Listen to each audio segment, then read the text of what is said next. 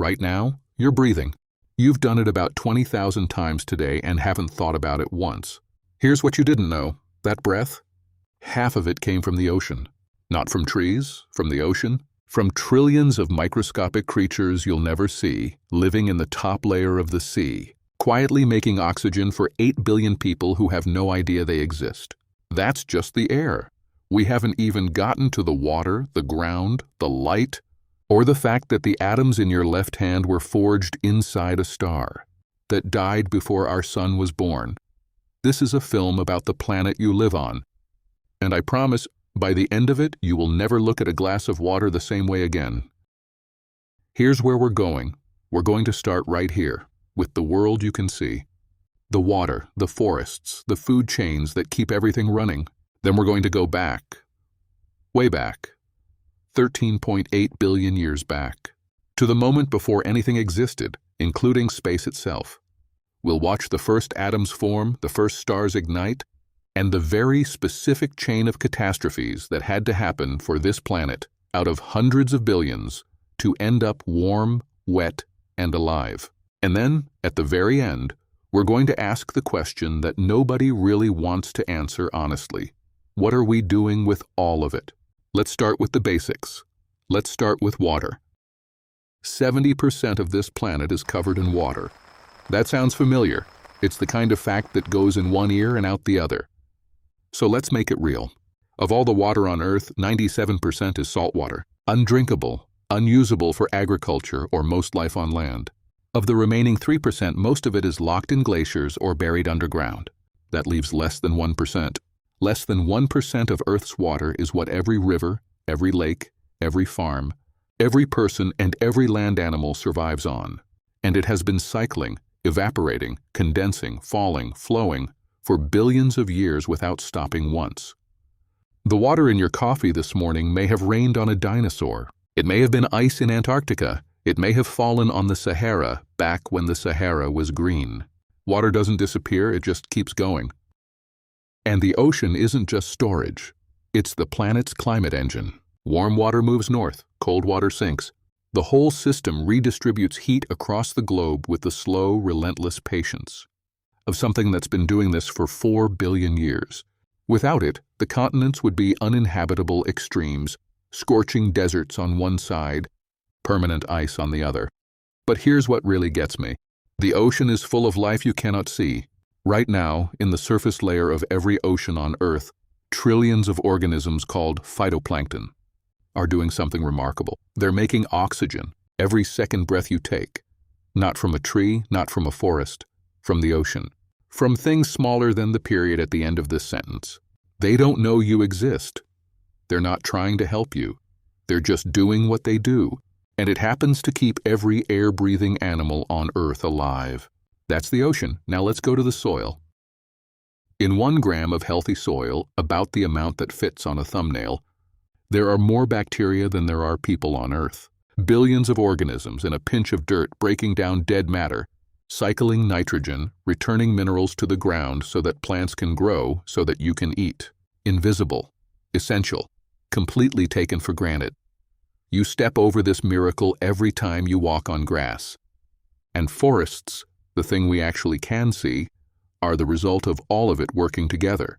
Water cycling through leaves, bacteria feeding roots, sunlight converted into sugar through a process called photosynthesis that, when you actually look at what it's doing, sounds like science fiction. A leaf takes carbon dioxide, a waste gas, water from the soil, and light from a star 93 million miles away, and turns them into sugar and oxygen. No machinery, no factory, just chemistry, perfected over 1 billion years. Every forest on Earth, every blade of grass, every patch of algae on a pond, all of it is running this same process, quietly, constantly, keeping the atmosphere breathable and the soil fertile. And then animals eat the plants, and other animals eat those animals. And when everything dies, bacteria break it down and the cycle starts again. Nothing is wasted. Nothing disappears. Everything becomes something else. Now, why here? Of the hundreds of billions of planets in our galaxy alone, why did this one get oceans and forests and phytoplankton? The answer is we got extraordinarily lucky. And the luck started before Earth even existed. Earth sits in what astronomers call the habitable zone, the narrow band around a star where water can exist as liquid. Not ice, not vapor, liquid. Move our orbit 5% closer to the sun and the oceans boil. 5% further and they freeze solid. We're threading a needle that's been threading itself for 4.5 billion years. But it's not just location. Our sun is boring, and that is spectacular. It's a medium-sized yellow star. Not too hot, not too cool, not prone to violent outbursts. For over 4 billion years, it has burned with remarkable consistency, steady enough for life to not just appear, but to evolve into something as complicated as a nervous system, a heartbeat, a memory. Many stars aren't this stable. Many stars flare unpredictably, bathing their planets in radiation. Ours just shows up every day, same brightness, same warmth. Then there's the tilt. Earth's axis is tilted at 23.5 degrees, and that tilt gives us seasons. Spring draws life out of dormancy. Summer pushes it to full growth. Fall pulls it back. Winter resets. That rhythm isn't just beautiful. It drives the diversity of almost every ecosystem on land. And then there's the moon. We treat the moon like a decoration, like something nice to look at. But without it, Earth would wobble chaotically on its axis, shifting its tilt over thousands of years, plunging continents into ice ages and scorching heat cycles that would have made complex life nearly impossible. The moon stabilizes us. It's been doing it since it formed. In what scientists now believe was a collision between early Earth and a Mars-sized object called Theia, about 4.5 billion years ago. The rock that holds up our seasons came from a catastrophe. And finally, the shield. Beneath our feet, thousands of miles down, is a spinning mass of molten iron. That motion generates a magnetic field that extends far out into space. Without it, solar wind would strip our atmosphere away, particle by particle, over millions of years. It happened to Mars. Mars had an atmosphere. Mars had liquid water. Then it lost its magnetic field. And now it's a desert with a sky that can't protect anything. We have the shield. We have the atmosphere. We have all of it simultaneously in exactly the right configuration. And so far, in a universe containing at least 2 trillion galaxies, this is the only place we've found it. To understand why Earth exists at all, you have to go back to the beginning. Not the beginning of Earth, the beginning of everything. 13.8 billion years ago, there was no space, no time, no matter. No energy in any form we'd recognize. And then, in a way that physics can describe but cannot fully explain, space itself began to expand. This is what we call the Big Bang, and it's important to be clear about what that means. It wasn't an explosion in space, it was an explosion of space. The universe didn't expand into something, it created the something it was expanding into. In the first fractions of a second, the temperature was unimaginably high, trillions of degrees. Matter and antimatter were being created and destroyed in constant flashes of energy. By the laws of physics, they should have annihilated each other completely, but they didn't. For reasons we still don't fully understand. For every billion particles of antimatter, there were 1,000,001,000 particles of matter. 1 extra particle per billion. That tiny asymmetric rounding error is everything. Every galaxy, every star, every planet, every person were the leftovers from that imbalance. For the first few 100 million years, the universe was dark. Just hydrogen and helium, the 2 simplest elements, slowly drifting, cooling, being pulled together by gravity into vast clouds. And then, inside those clouds, something ignited. The first stars. They were giants, hundreds of times more massive than our sun. They burned hot and fast, living only a few million years before exploding in supernovae. But in those explosions, something incredible happened. The intense pressure and energy of a dying star fused lighter elements into heavier ones. Carbon, oxygen, nitrogen, iron, elements that don't exist naturally after the Big Bang. Elements that are the building blocks of chemistry, of biology, of you. Every calcium atom in your bones, every iron atom in your blood, every carbon atom in your DNA, made in a star, scattered by an explosion, reassembled here. There's a line from Carl Sagan that most people have heard. We are made of star stuff. It sounds poetic. It is poetry, but it's also just accurate. You are not separate from the universe. You are a part of it that temporarily learned to look at itself. About 3.5 billion years ago, something happened on this planet that we still cannot fully explain. Dead chemistry became alive. At some point in warm volcanic pools or in the crushing pressure of deep-sea vents, a molecule appeared that could do something no molecule had ever done before: copy itself. That's it. That's the whole trick. A molecule that could make more of itself, imperfectly, with errors, with variations. Those errors were the first mutations, and from mutations came variety. And from variety came selection. And from selection came everything you see. When you look out a window or in a mirror, the instruction manual inside every one of your cells, and you have about 37 trillion of them, is written in a 4-letter code: adenine, thymine, guanine, cytosine. Every feature of your body, the color of your eyes, the way your heart beats, the fact that you heal when you're cut, all of it is encoded in sequences of those 4 letters, repeated billions of times.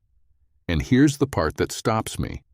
That same code, with variations, runs in every living thing on Earth. Every bacterium, every mushroom, every oak tree, every whale. We share DNA code with bananas. We share 98.7% of our DNA with chimpanzees. The gap between you and a blade of grass at the molecular level is far smaller than it feels standing in a field. Life, it turns out, found one solution, and it worked so well, nothing has replaced it in 3.5 billion years. For most of Earth's history, that life was invisible. For nearly 3 billion years, 3 billion, the most complex thing on this planet was a single-celled organism. Then, roughly 540 million years ago, something accelerated. In what geologists call the Cambrian explosion, over the course of about 20 million years, a blink in geological time, life invented eyes, shells, claws, nervous systems, predator-prey relationships, and hundreds of new body plans. The arms race of evolution began, and from those first armored creatures in a shallow sea, a line runs, unbroken, to every living thing alive today, including the person reading or watching this. You are the current end of a chain that started in the mud. And so here we are, particles from the Big Bang processed through generations of stars, assembled on a rare planet in a habitable zone, evolved over billions of years from self-copying chemistry, and now conscious, now capable of looking at all of this and understanding it. That is not normal. That is, as far as we know, unique in the universe. And here's where I want to stop and be honest with you. We are the only species that can understand what we are, and we are also the only species that seems to spend most of its time pretending none of this is happening. We've decoded the human genome. We can edit DNA. We've built machines that can write, diagnose, create, and learn. We've sent spacecraft to the edge of the solar system. We can describe the first microsecond of the universe with equations. We struggle to pay attention to the person across the table. We look at our phones more than we look at the sky. We know about the climate crisis in the same way we know about not exercising enough. Completely, theoretically, and without changing much. We've mastered the instrument but forgotten why we wanted to play.